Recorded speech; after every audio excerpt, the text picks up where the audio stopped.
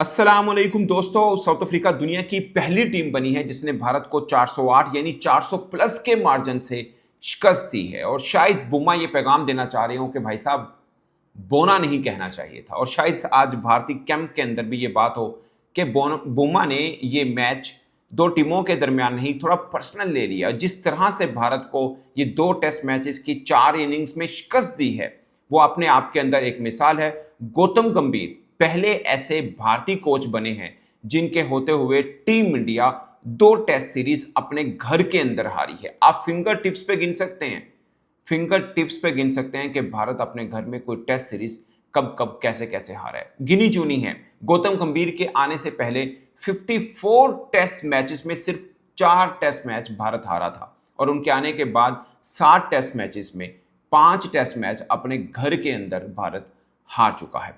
2000 के अंदर last time हंसी क्रोनिया वो कप्तान थे जिसने भारत को क्लीन स्वीप शिकस्त दी थी। उसके बाद 2004 में ऑस्ट्रेलिया की टीम आई थी, तब जाकर अब भारत को अपने घर के अंदर यानी 4 वर्षों के बाद भारत को अपने घर के अंदर शिकस्त हुई थी। तब जॉन राइट उनके कोच थे। फिर 2012 में डंकन फ्लेचर कोच थे जब इंग्लैंड ने 2-1 से भारत को शिकस्त दी थी। यानी यूं फिंगर टिप्स के ऊपर है। और उसके बाद गौतम गंभीर टीम इंडिया के कोच बने और 2024 में न्यूजीलैंड ने भारत को 3-0 से क्लीन स्वीप शिकस्त दी। और अब गौतम गंभीर ही वो कोच हैं जब बुमा की साउथ अफ्रीका की टीम ने भारत को 2-0 से शिकस्त दी।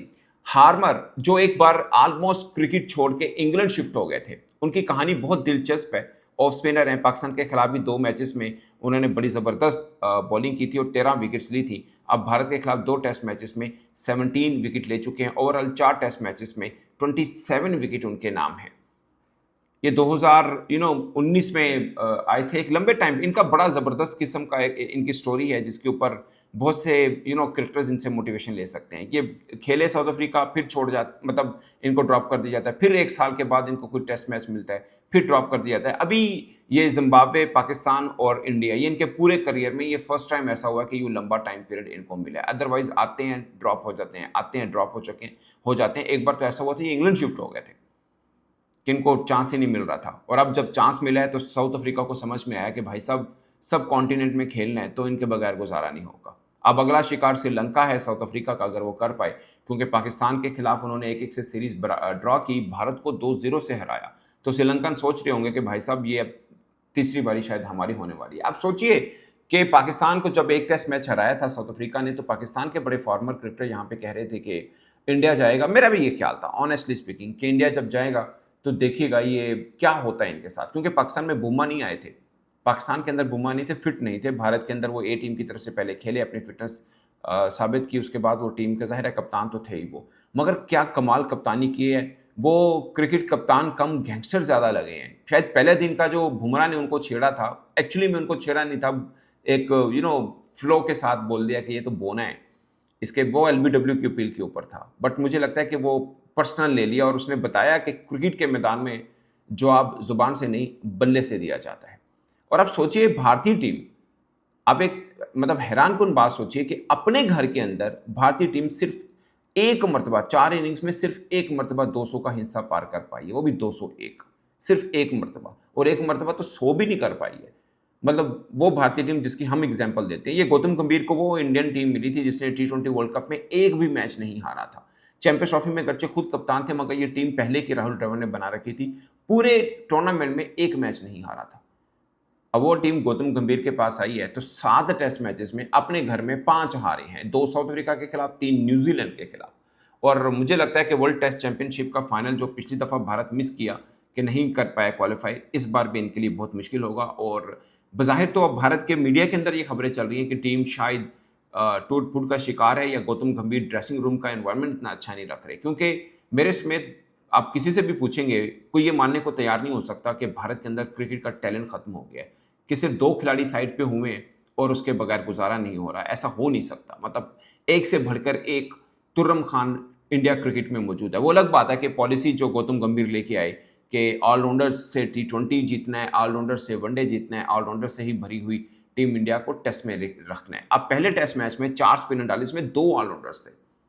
आई डोंट थिंक सो कि ऑलराउंडर्स की इतनी फौज टेस्ट क्रिकेट में चलती है। एक आधा ऑलराउंडर चलता है और वो भी उसका एक रोल डिफाइन होता है। फिर जिस तरह बैटिंग ऑर्डर चेंज करते हैं गौतम गंभीर, वशिंगटन सुंदर की समझ नहीं आती। वो T20 वनडे T20 टेस्ट में कभी वो चौथे नंबर पे खेलते हैं, कभी वन डाउन खेल जाते हैं, कभी 7वें पे, कभी 8वें पे। एक अजीब किस्म का जिसे बोलते हैं ना कि एक भूचाल मचा हुआ है टीम इंडिया के बैटिंग ऑर्डर के अंदर, और वो उसका रिजल्ट हमारे सामने हमें नजर आ रहा है कि क्या हाल हुई है। अब सोचिए, पहली इनिंग में 189 रन किए टीम इंडिया ने पहले टेस्ट मैच की पहली इनिंग में, पहले टेस्ट मैच की दूसरी इनिंग में 93 किए, दूसरे टेस्ट मैच की पहली इनिंग में महज 201 किया, जब 489 साउथ अफ्रीका कर चुका था। उसके बाद 201 किया और 140 के ऊपर इंडिया की टीम साउथ अफ्रीका के खिलाफ दूसरे टेस्ट मैच की दूसरी इनिंग के अंदर शिकस्त दे गई। अच्छा, इससे पहले बड़ी हार 342 यानी 342 रन से ऑस्ट्रेलिया ने भारत को दे रखी हुई थी 2004 के अंदर। फिर 341 से एक बड़ी हार कराची के अंदर पाकिस्तान ने भारत को दी थी 2006 में, और ये फर्स्ट टाइम हुआ है कि 400 के मार्जिन के साथ भारत को हार हुई है। ये कराची वाला टेस्ट वही है जिसमें हैट्रिक भी की थी इरफान पठान ने, और उसके बाद कामरान अकमल ने बड़ी ज़बरदस्त बारी ली, और फिर मोहम्मद आसिफ ने खलबली मचा दी थी भारतीय कैंप के अंदर, वैसे ही जैसे हार्मर ने मचाई है। क्या कमाल बॉलिंग की है, 6 विकेट लिए दूसरी इनिंग के अंदर, और पहली इनिंग के अंदर 3 विकेट्स ली थी। वैसे कुल 9 कैचेस लेके एडम मार्करम ने वर्ल्ड रिकॉर्ड बनाया है, क्योंकि अभी तक किसी ने भी, अजिंक्य रहाणे ने इससे पहले 8 कैचेस लिए थे, और अब 9 कैचेस के साथ, 9 कैचेस के साथ वर्ल्ड रिकॉर्ड है कि किसी फील्डर का एक्सक्लूडिंग विकेट कीपर इतने ज़्यादा कैचेस हों। और मार्करम हार्मर की मैं एक तारीफ करूंगा, उसने कौन कौन से बुर्ज गिराए हैं भारत के। KL राहुल, मतलब off spinner right hand batsman को आउट कर रहा है। कुलदीप यादव वो नाइट वॉचमैन बन के आए थे, उनको आउट किया। दुराव जुरेल को उन्होंने आउट किया। ऋषभ पंत को आउट किया।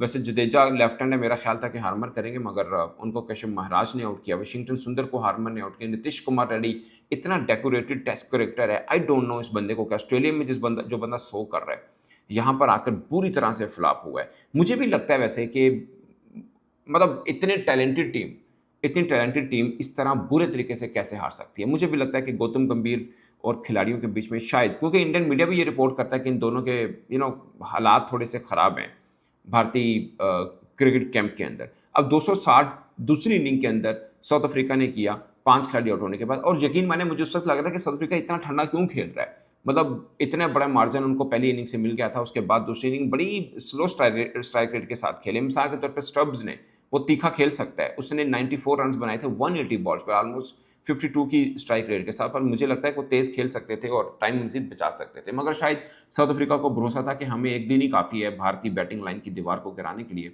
जो उन्होंने करा दी है। ये अच्छी खासी भारत के अंदर आप कह सकते हैं कि मीडिया मातम कर रहा है कि भारतीय क्रिकेट इतना बुरा कैसे खेल सकती है और साउथ अफ्रीका के खिलाफ। वैसे मैं भी बीइंग जर्नलिस्ट, क्योंकि हम फॉलो करते हैं एशेज क्रिकेट हो रही हो या वेस्ट इंडीज न्यूजीलैंड हो रही हो, पर मुझे ये बोरिंग लगा था कि साउथ अफ्रीका इंडिया जाएगा, वो टेस्ट इंडिया वन साइडेड जीतेगा, मगर वन साइडेड तो जीत हुई और साउथ अफ्रीका के खाते में हुई। ये बड़ी हैरानकुन बात है।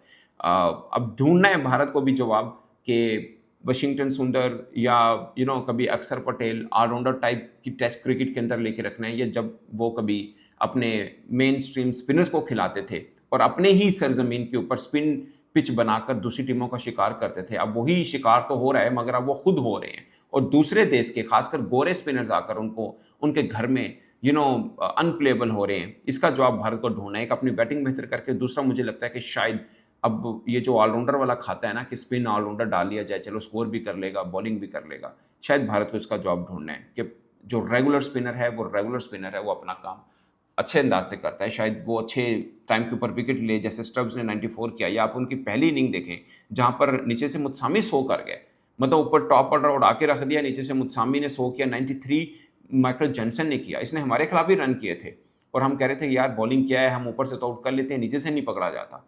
यहाँ से भारत से भी नहीं पकड़ा गया, और बुरी सीरीज रही है ये बुमराह के लिए, जो दुनिया भर में जिनकी तारीफ होती है। पहले टेस्ट मैच में महज वो 2 विकेट ले पाए थे, और दूसरे टेस्ट मैच के अंदर उनके खाते में 1 विकेट भी नहीं है। तो वो टेस्ट मैच जो भारत हारा है उसमें वो सिर्फ 2 विकेट ले पाए हैं अपने घर में। सो एक बहुत बड़ा क्वेश्चन मार्क बुमराह के ऊपर भी बनता है, क्योंकि जब से अब वो वापसी हुई है, उनको वर्कलोड मैनेजमेंट के तहत चला ज़रूर रहे हैं, मगर बुमराह में वो काट उस तरह से नज़र नहीं आई। इस टेस्ट मैच में, और भारत एशिया कप जीता, मगर उसमें भी वो काट नजर नहीं है जो बुमराह में हुआ करती थी। शायद भारत के अंदर भी इस चीज़ को लेकर डिस्कशन हो। इस पर दोस्तों अपनी राय कमेंट के सूत्र में जरूर आएगा। मेरी तरफ से इतना ही, इजाजत दीजिए, अल्लाह हाफिज़।